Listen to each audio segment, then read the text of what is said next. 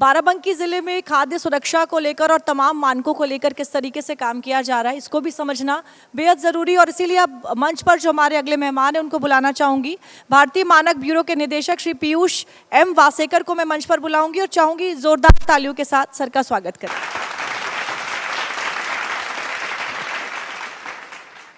किसी भी ज़िले के विकास के लिए ज़रूरी है वहाँ उद्योगों का विकास हो। अब अगर बीआईएस की बात करें तो उद्योगों के विकास के लिए क्यों ज़रूरी है और वो किस तरीके से मदद कर रहा है?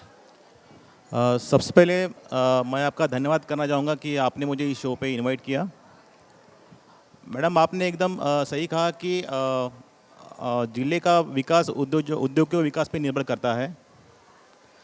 मैं सबसे पहले बीआईएस के बारे में बताना चाहूँगा कि BIS bureau of Indian standard, भारतीय मानक ब्यूरो, भारत सरकार के उपभोक्ता मामले, खाद्य एवं सार्वजनिक वितरण मंत्रालय के अंतर्गत कार्य करता है। ये देश की राष्ट्रीय मानकीकरण निकाय है और इसका मुख्य कार्य है भारतीय मानक का निर्माण करना, उत्पादों का प्रमाणन करना, हॉलमार्किंग एक्टिविटी का सुचारू रूप से संचालन करना और लेबोरेटरी में परीक्षण करना। तो बीआईएस उद्योगों को तकनीकी प्रशिक्षण देता है ताकि वो भारतीय मानकों के बारे में जाने और अपने उत्पादों को भारतीय मानकों के अनुरूप बनाएं।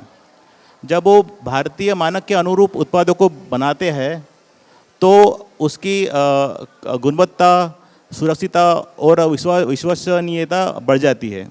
और इसलिए एक ज़िले में बैठा उद्योग अपना उत्पाद राष्ट्रीय लेवल पे या अंतर्राष्ट्रीय लेवल पे स्पर्धा कर सकता है, बेच सकता है। एक्चुअली इसी कारण बीआईएस के एक्चुअली लखनऊ शाखा अंतर्गत जो लाइसेंस है उसमें बढ़ोतरी पाई गई है। जैसे 2022-23 में 170 नए लाइसेंस दिए गए थे, जबकि अभी 2025-26 में वो बढ़कर 300 लाइसेंस दिए गए हैं हमने एक साल में। तो ये दर्शाता है कि किस तरह से उद्योग बढ़ रहे हैं। और मैं बताना चाहूँगा यहाँ पर कि उन सारे उद्योगों में एमएसएमई उद्योग 75% है। सर, क्या एमएसएमई सेक्टर के लिए भी बीआईएस जो है वो कोई विशेष सुविधाएं देता है? कोई भी मतलब हर एक उत्पाद के लिए बीआईएस मूल्यांकन शुल्क लेता है और वो मूल्यांकन शुल्क अलग अलग होता है। वो चाहे कभी 40,000, 80,000, 1 लाख, 2 लाख भी हो सकता है। तो ये मूल्यांकन शुल्क लाइसेंस लेते वक्त और हर साल रिन्यूअल में देना होता है। तो एमएसएमई को बीआईएस रियायत देता है। मीडियम स्केल इंडस्ट्री को 20% रियायत देता है, स्मॉल स्केल को 50% रियायत देता है और माइक्रो स्केल को 80% रियायत देता है। और इसके अतिरिक्त अगर कोई महिला उद्योजक है तो उसको 10% अतिरिक्त रियायत देता है। और इसके अलावा पहले बीआईएस का लाइसेंस लेने के लिए फर्म के पास अपनी लेबोरेटरी होना ज़रूरी था, जबकि लेबोरेटरी होना मतलब उसके इक्विपमेंट की कॉस्ट कभी कहीं ज़्यादा भी हो सकती है, 10,000, 50,000 या 1 लाख, 2 लाख, 20 लाख भी हो सकती है। तो जो माइक्रो स्केल या स्मॉल स्केल इंडस्ट्री है वो अफोर्ड नहीं कर पाती थी। तो इसलिए बीआईएस ने रिलैक्सेशन दिया है कि वो चाहे तो वो सब कॉन्ट्रैक्ट कर सकती है उस टेस्ट को। इस तरह से उनको रियायत दी है बीआईएस ने। सर, आजकल युवा जो है वो बिजनेस में बहुत आ रहे हैं। ये देश और प्रदेश की अर्थव्यवस्था के लिए भी कह सकते हैं एक बड़ा बूस्ट है। तो जो नया बिजनेस सेटअप कर रहे हैं उसमें बीआईएस किस तरीके से मदद कर रहा है?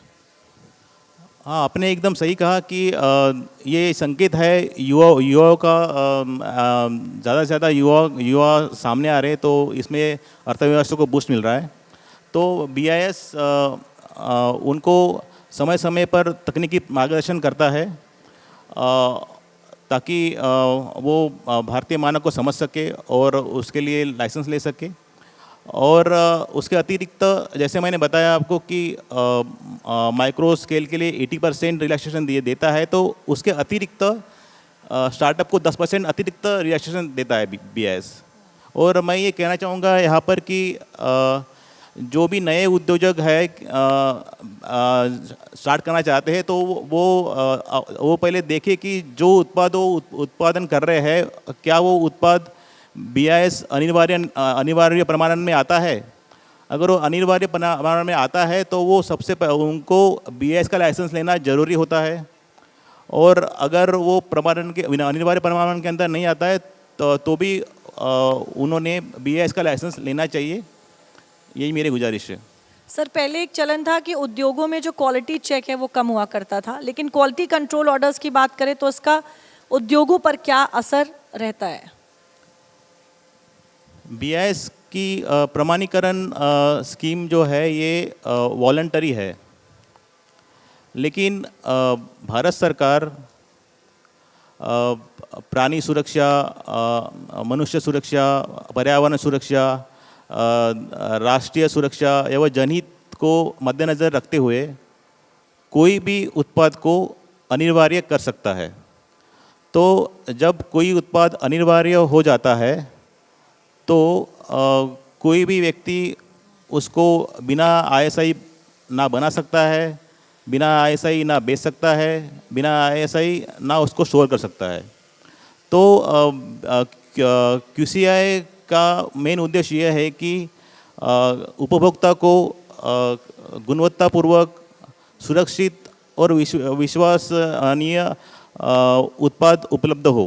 तो जैसे टॉयज़ का QCO आया था, तो जो बाहरी देशों से टॉयज़ हमारे देश में आते थे तो उसमें काफ़ी रोक लगी और उसमें 2019 से 2026 तक 71% की कमी पाई गई। और इस कमी के कारण जो हमारे डोमेस्टिक मैन्युफैक्चरर थे वो नए स्टार्टअप्स, नए MSME उद्योजक सामने आए और उन्होंने इस तरह से खिलौने बनाए कि जो डिमांड थी डोमेस्टिक वो उन्होंने पूरी तो की, लेकिन उसके साथ उन्होंने फॉरेन में भी उनका एक्सपोर्ट किया। तो उस एक्सपोर्ट में काफ़ी वृद्धि पाई गई, जैसे कि 2019 से 2026 तक 85% वृद्धि पाई गई।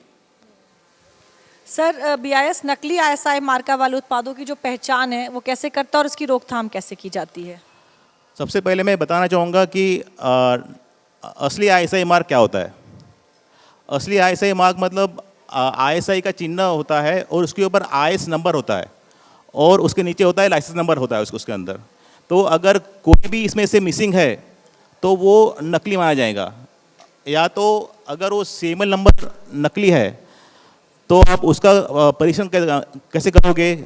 हमारा एक BIS केयर ऐप है, उसमें वेरीफाई लाइसेंस नंबर है। तो अगर आप उसमें वो लाइसेंस नंबर डालोगे और वहाँ पर वेरीफाई करोगे तो आप उसको सत्यापित कर सकते हैं कि ये नकली है या असली है। और अगर आप पाते हैं कि ये लाइसेंस नंबर नकली है तो आप उसकी BIS care app through complaint कर सकते हैं। और एक मैं कहना चाहूँगा कि नकली ISI मार्क को रोकथाम करने के लिए BIS केयर ऐप एक प्रभावी टूल रहा है। सर, हॉलमार्क और सामान्य ज्वेलरी मार्क में क्या अंतर होता है? सामान्य ज्वेलरी मार्क मतलब ज्वेलर ने आपको कहा कि ये 22 कैरेट ज्वेलरी है तो आपको मानना पड़ेगा कि 22 कैरेट ज्वेलरी है। और हॉलमार्क ज्वेलरी मतलब वो ज्वेलरी का टेस्टिंग हुआ है और उसका सत्यापन हुआ है कि वो जितना कैरेट का उसने मार्क किया है उतने कैरेट की वो ज्वेलरी है। इसलिए सामान्य ज्वेलरी में धोखाधड़ी का संभवता ज़्यादा है और HUID में धोखाधड़ी का संभवता काफ़ी कम है। सर, आपने HUID का जिक्र किया, आपसे एक बार समझना चाहेंगे कि ये क्या है और इसका जो महत्व है वो क्या होता है? HUID मतलब एक कोड, यूनिक कोड है। जैसे हॉलमार्क यूनिक कोड होता है, वो हर एक ज्वेलरी के लिए अलग अलग होता है। जैसे अगर आप कोई झुमका लेते हो, झुमके का पेयर होता है, तो झुमके के पेयर में भी दोनों का HUID अलग अलग होता है। तो HUID ये 6 डिजिट का नंबर होता है और उससे एक्चुअली आप समझ सकते हैं कि ये असली हॉलमार्क ज्वेलरी है। सर नकली हॉलमार्किंग अगर हो तो उस पर BIS क्या कार्रवाई करता है? नकली हॉलमार्क मतलब कैसे जानेंगे आप कि अगर अभी HOID हॉलमार्क ज्वेलरी बेचना अनिवार्य हो गया है, तो अगर कोई विदाउट HOID मार्क ज्वेलरी बेचता है तो नकली ज्वेलरी मानी जाएंगी। और उसके साथ में ही अगर HOID मार्क गलत पाया गया, अभी BIS केयर ऐप जो ऐसा टूल है उसके थ्रू आप जो HOID नंबर है वो आप उसकी जांच कर सकते हो। BIS केयर ऐप में HOID नंबर वेरीफाई करने का ऑप्शन है, वहाँ पे आप HOID नंबर डालेंगे तो आपको पता चलेगा कि ये नकली है या असली है। और एक्चुअली HOID कोड अगर आप डालेंगे वहाँ पर तो आपको उसके साथ में ये भी डिटेल मिलेंगी कि वो ज्वेलरी कौन से टाइप की है, वो ज्वेलरी का फाइनेंस कितना है, वो ज्वेलरी किस ज्वेलर ने हॉलमार्क की है, और उस ज्वेलरी को कौन से हॉलमार्किंग सेंटर ने उसका टेस्टिंग किया है और मार्किंग किया है, ये होगा। और उसको और बेहतर बनाने के लिए अभी हमने और 2 नई चीज़ें उसमें डाली है। आप HOID नंबर से उस ज्वेलरी का जो वेट है वो भी वहाँ पे लिख के आएगा और उसका फ़ोटो वो भी आपको वहाँ दिखेगा, तो इससे कम से कम धोखाधड़ी हो सकती है। सर अगला सवाल मेरा बेहद ज़रूरी भी है। मान लीजिए किसी ज्वेलरी पर हॉलमार्क भी हो लेकिन फिर भी वो शुद्ध नहीं निकला, तो आम जनता ऐसी स्थिति में क्या करेगी फिर? मैं सबसे ये कहना चाहूँगा कि जब भी आपको संदेह होता है कि ये ज्वेलरी का फाइनेंस कम है, तो सबसे पहले ज़रूरी है कि आपके पास एक पक्का बिल हो, एक GST बिल हो, और उस बिल में उसका विवरण हो कि वो ज्वेलरी कौन सी है, वो ज्वेलरी का शुद्धता कितनी है, वो ज्वेलरी का HOID नंबर क्या है, और उसका हॉलमार्किंग चार्जेस क्या है, वो सारे डिटेल वहाँ पर होने चाहिए लैब में, जो आपका इनवॉइस है उसके ऊपर। और उसके साथ में आपको सुनिश्चित करना होगा कि वो क्या वो सही में वो उसका फाइनेंस कम है। तो जब आप BIS के ऐप थ्रू कंप्लेंट करेंगे तो हमारे अधिकारी उसकी जांच करेंगे, और अगर आपका दावा सही पाया जाता है तो आपको उसका मुआवजा मिलेगा और ज्वेलर्स के ऊपर उचित कार्रवाई की जाएगी। सर आम जनता क्वालिटी और मानक वाले प्रोडक्ट्स के बारे में पूरी तरह से जान सके, इसके लिए जागरूकता अभियान होना चाहिए ताकि बच्चे को क्वालिटी का पता जो है हो सके। जैसे अभी मैंने कहा अगर हॉलमार्क है फिर भी नकली, ऐसी स्थिति में क्या करें? क्या आपको लगता है कि अभी भी जागरूकता का जो अभाव है लोगों के बीच में वो मौजूद है? BIS क्वालिटी जागरूकता के प्रति ज़्यादा से ज़्यादा प्रसार करता है। बच्चों से लेकर एक छोटे से गांव के बुजुर्ग तक इसका प्रसार होता है। जैसे स्कूलों में, कॉलेज में BIS ने स्टैंडर्ड क्लब स्थापित किए हैं। स्टैंडर्ड क्लब में साल में 3 बार एक्टिविटीज़ होती है ताकि बच्चे क्वालिटी के प्रति जागरूक हो। इसके अलावा हमने जो कॉलेजेस है, इंस्टीट्यूट है, उसमें स्टूडेंट चैप्टर खोले हैं, वहाँ पे भी केस स्टडी होती है और उनको भी जागरूक किया जाता है BIS के बारे में, क्वालिटी के बारे में। हमने टारगेट ये रखा है कि साल में 120 प्रोग्राम हो सेल्फ हेल्प ग्रुप के लिए, और उसके साथ ही में हम लोग हर रेलवे स्टेशन में, मेट्रो में बड़े बड़े बैनर्स लगा के, होर्डिंग लगा के हम प्रचार करते हैं।